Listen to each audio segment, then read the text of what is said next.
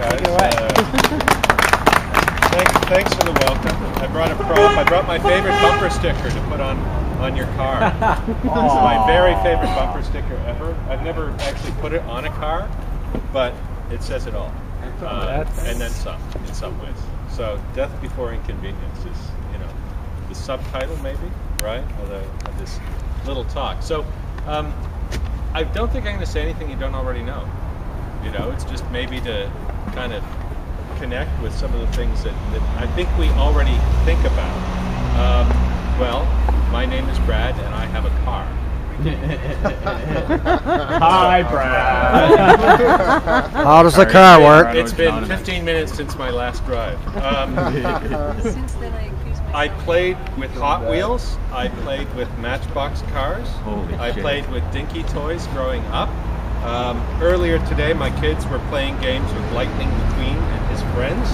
All of them are cars featured in the Pixar movie Cars. I don't know what life would be like without cars. I grew up around them. My dad worked at a gas station, then as a mechanic, and then he sold cars. My first job was washing cars at a car dealership. Cars have been part of my life.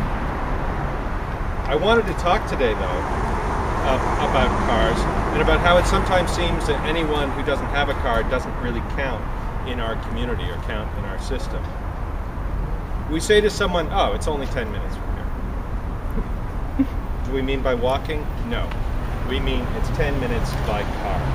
Automobile culture has changed our language, our use of language. Our point of reference is now determined by car travel. This has implications for our neighborhoods and communities.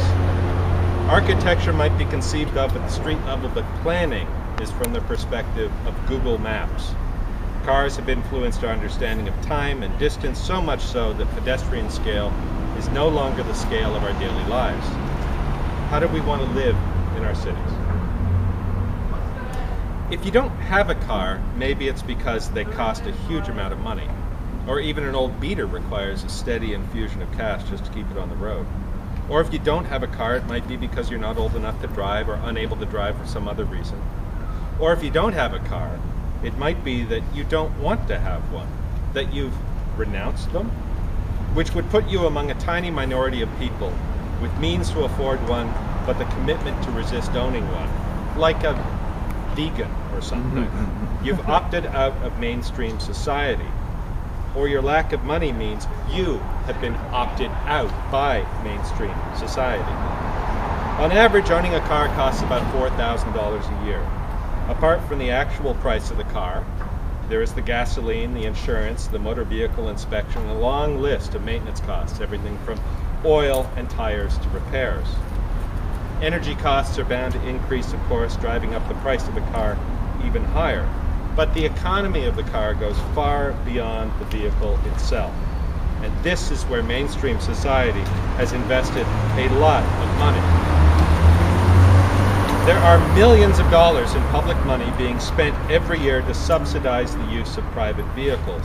We see this in growing and maintaining road infrastructures, paving, bridges, intersection signals, plowing, cleaning, painting, parking lots, and on and on. These infrastructures are designed mainly by engineering and traffic services in municipal governments using standards developed at provincial levels.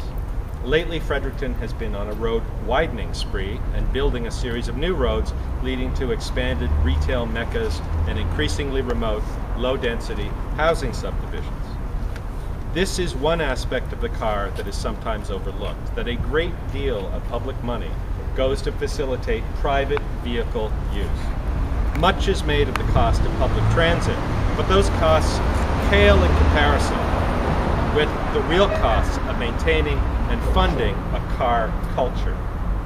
Generally, a high reliance on private vehicle use results in a decentralized and spread out urban form, sometimes called sprawl. Sprawl makes both car travel and public transit increasingly difficult. Traffic volumes increase in arterial routes, resulting in longer travel times during peak periods.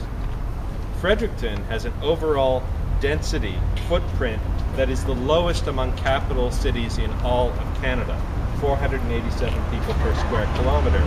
ranking it last, as I said, in the 2006 provincial census among Canadian capital cities. Why? Most new development in Fredericton, with a few exceptions, tends to be low-density residential or non-residential retail. New development offers financial incentives to builders and developers, and I have a list of 5 things. 1, land is cheaper at the fringe for all land use categories, and it's easier to secure financing for new buildings. 2, for commercial development, there is something called accelerated depreciation, so that big box retailers can claim loss of overall value on their cheaply constructed buildings up to 10 years into the future, so that by the time they open their doors to retail, they've already made money back on the building. 3, there are few neighbors in new sites to protest this kind of development, and few stakeholders with which to consult in terms of zoning, planning, or nuisance issues. 4, municipal governments give tax incentives for new development rather than retrofitting old development, and this support is also given through new road construction, intersection construction, and municipal utilities up to the new development site, all paid with public money. And of course, the discourse of progress. We don't have a fill in the blank of your favorite big box retailer like they do in Moncton, so we need one here. So how does Fredericton's density as an urban place stack up? Well, by comparison, Charlottetown has double the density rate of Fredericton. St. John's in Newfoundland has more than 3 times the density of Fredericton, and Toronto is 12.25 times more dense than Fredericton itself. If you have a chance to go online, check out this website, www.walkscore.com, and plug in where you live in the little address box, and it'll give you a score out of 100, not just in terms of how walking friendly is, but it's another index for seeing, what's the density look like in your neighborhood and what other things are available beyond just, other residential units like the place you live. Where we're standing, it gets a 95 out of 100. Up at Windsor Street in King's College by the gates to the university, it gets a score of 57 out of 100. If you go out to Golf Club Road, it gets 17 out of 100. On the north side, up at Douglas Avenue and Maple, it gets a 40. If you head out to Kindle Drive, it gets a 15. It's kind of fun to plug in where you live and where your friends live and where you have to go. Find out in part, where it ranks. Odds are you don't walk to some of those places with lower numbers, but you can to some of the places with higher numbers. There's also a good chance that transit doesn't regularly service the places with low numbers either. And that's one of the strange logical disconnects between public transit and density. Here are some statistics from Fredericton's public transit that relate to density and relate to car culture. 82% of a survey conducted among Fredericton riders are identified as, quote, captive riders, means they rely on public transit to get around. Only 18% are, quote unquote, choice riders. They have some alternative method of transportation. Of those who travel public transit in Fredericton, 63% of the ridership is female, 37% is male. Only 3.2% of riders use public transit to get to work. And the average travel for commuting distance is 5.5 kilometers.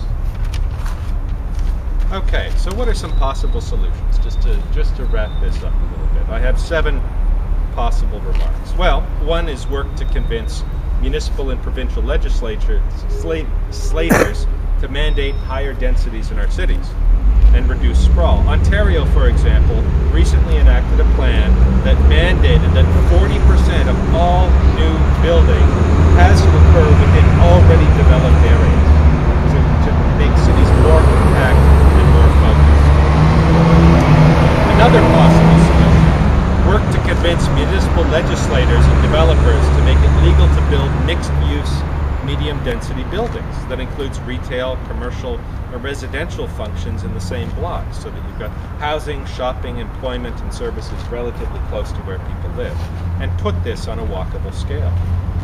A third option, well, with higher density, public transportation becomes more cost-effective and more desirable with more frequent service. There's also the possibility of building exclusive bus lanes or exclusive bus routes and a redesigned pattern to cover all of Fredericton. A slogan for this might be, make public transit the best choice, not the last choice. 4. Complete communities. Rethink the city as a series of neighborhoods on a pedestrian scale. The province and city governments could provide incentives to retrofit single-family residential neighborhoods with hubs that provide local services, food, shopping, medical services, daycare, employment opportunities, etc., without the need of a car on a daily basis. Think of it, you walk in your neighborhood within a 10-minute radius, you have access to most of what you need on a daily basis. 5. Put pressure on local politicians to enhance activities to foster pedestrian and cycle routes. Pedestrians and cyclists pay the price in any collision with cars. So what about bike lanes and high traffic areas that are more than just lines painted on the road? 5. Car share programs or car co-op programs. These are usually seen in areas of higher population density. There are businesses, for example, like Zipcar, that work as car cooperatives here. The goal is to reduce the overall presence of cars on the road, but make cars available when you need them. You can reserve them on a weekly basis. For making those household trips out to the big retailers at the fringes that are otherwise impossible by bike or by foot. 7. You want to be a green business? Employer incentives to use public transit. Subsidize your employees with a monthly bus pass and leave the car at home. You want to be a green municipal government? Mandate that city employers use public transit to get to work. If we want changes, we have to begin at our local communities. There are all kinds of reasons we use cars, but do we want to feel used by our cars? The fact that Fredericton seems to hang on the news that the Princess Margaret Bridge will open in another week is only one symptom of how the system is built around the car. What would it take to convince us to get rid of our cars? What would Fredericton have to look like for this to happen? So what would it look like? The end.